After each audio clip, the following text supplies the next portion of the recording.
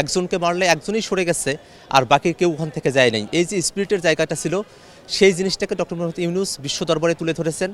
বাংলাদেশে ছাত্র জনতার এক অবিস্মরণীয় গণ অভ্যুত্থান ঘটে গেছে।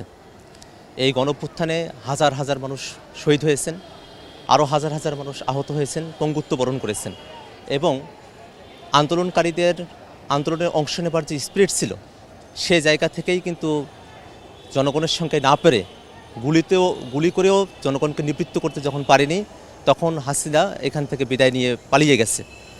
তো সব মিলিয়ে বাংলাদেশে নতুন করে অন্তর্বর্তীকালীন একটা সরকার গঠিত হয়েছে, যার সামনে অনেক বড় একটা চ্যালেঞ্জ আছে। যেহেতু আন্দোলনের সময়টাতে শিক্ষার্থীদের এক দফা ছিল, সেই এক দফার ভাষ্য ছিল ফেসিবাদী ব্যবস্থার বিলোপ এবং নতুন রাজনৈতিক বন্দোবস্ত। এই সরকার কোনো কেয়ারটেকার সরকারের মতো নির্বাচন দিয়ে কাজ শেষ করে ফেলবে এমন কোনো সরকার না। এই সরকারের হাতে অনেকগুলো দায়িত্ব আছে, এই দায়িত্বগুলো তাদেরকে পালন করতে হবে টাইম টু টাইম। তার মাঝে অন্যতম দায়িত্ব হলো এই যে গণ অভ্যুত্থানের স্পিরিট সেটাকে ধারণ করা। গণ অভ্যুত্থানের স্পিরিটকে ধারণ করে ডক্টর মোহাম্মদ ইউনূস স্যার যেভাবে বক্তব্য দিয়েছেন সেই বক্তব্যকে আমরা সাধুবাদ জানাই। আমরা চাইব গোটা বিশ্বের কাছে বাংলাদেশে যে গণ অভ্যুত্থান সংগঠিত হলো এটা যেন গোটা বিশ্বের কাছে উন্মোচিত হয়। এবং আমরা জানি যে আমাদের এই গণ অভ্যুত্থান থেকে পৃথিবীর বিভিন্ন জায়গায় বিভিন্ন দেশের যারা অ্যাক্টিভিস্টরা আছেন, রাজনৈতিক কর্মীরা আছেন, তারা এখান থেকে একটা অনুপ্রেরণা পাবেন এবং তাদের অন্য দেশগুলোতে যদি ফেসিবাদ বা স্বৈরশাসন চেপে বসে সেই জায়গাটাতে তারা সাহসী হয়ে উঠতে পারবেন।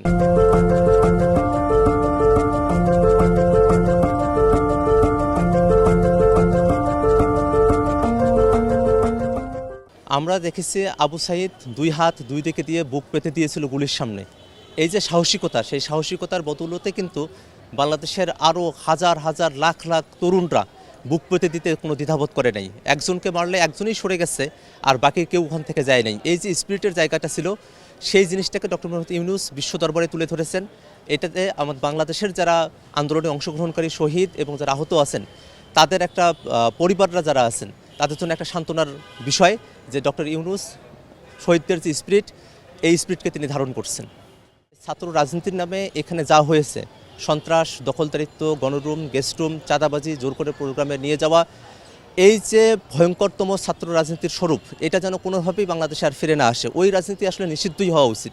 কিন্তু ছাত্র রাজনীতি বলতে এর একটা উল্টা পিঠও আছে, যেখানে শিক্ষার্থীরা নিজেরা যুথবদ্ধ হয়ে কোনো ফাদার বা মাদার অর্গানাইজেশনের বাইরে থেকেও তারা তাদের অ্যাক্টিভিজমগুলো চালিয়ে যান, রাজনৈতিক তৎপরতা চালিয়ে যান।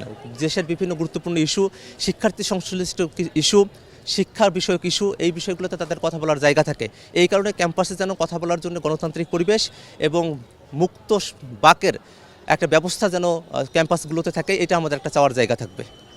আর একই সাথে ডাকসু নির্বাচন সহ চট্টগ্রাম বিশ্ববিদ্যালয়, রাজশাহী বিশ্ববিদ্যালয়, জাহাঙ্গীরনগর, জগন্নাথ ইসলামী বিশ্ববিদ্যালয়, কুষ্টিয়া, যত বিশ্ববিদ্যালয় আছে এবং বিশ্ববিদ্যালয় কলেজগুলো যেগুলো আছে জাতীয় বিশ্ববিদ্যালয়ের অধীনে, সেগুলোতেও যদি ছাত্র সংসদ নির্বাচন চালু করা যায়, অবিলম্বে এই ছাত্র রাজনীতির বিষয়ে যেসব নেগেটিভ জায়গাগুলো আছে আর কি, সেটা উত্তরণে একটা পথ তৈরি হতে পারে বলে আমি মনে করি।